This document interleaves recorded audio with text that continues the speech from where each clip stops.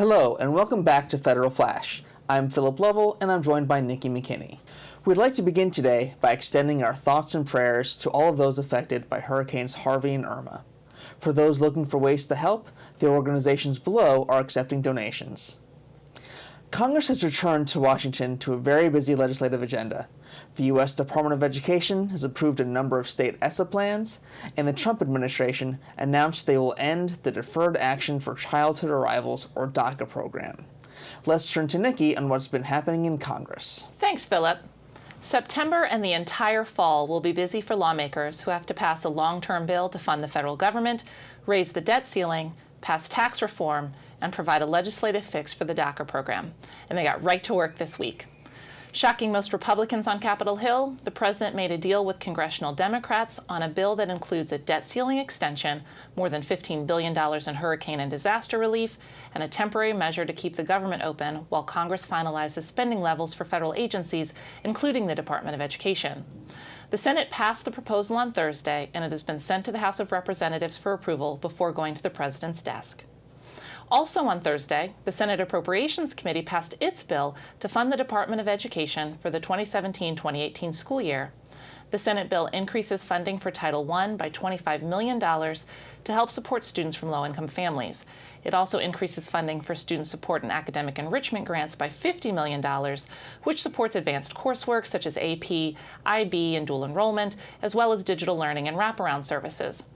Funding for special education and career and technical programs are funded at the same levels they received last year. The Senate also provided level funding for after-school programs and Title II funds for professional development, ignoring President Trump's request to eliminate these programs.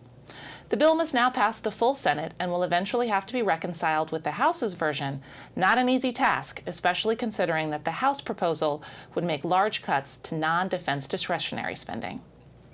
Thanks, Nikki.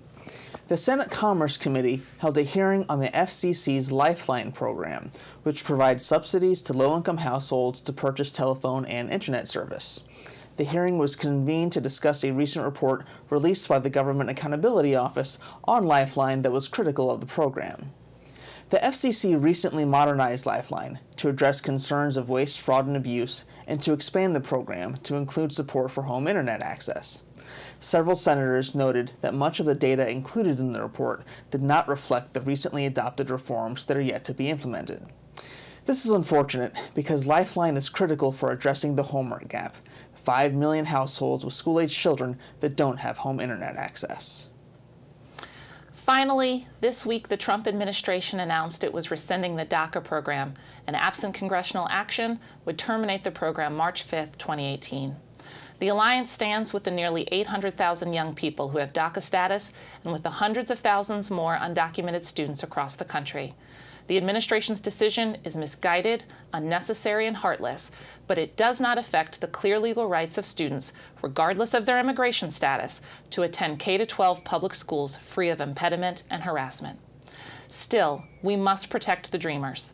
Failure to do so would, in the words of 5 former Republican and Democratic Secretaries of Education, quote, create a gaping hole in our economy, disrupt our communities, and make it infinitely harder to strengthen our immigration system and protect our country, end quote.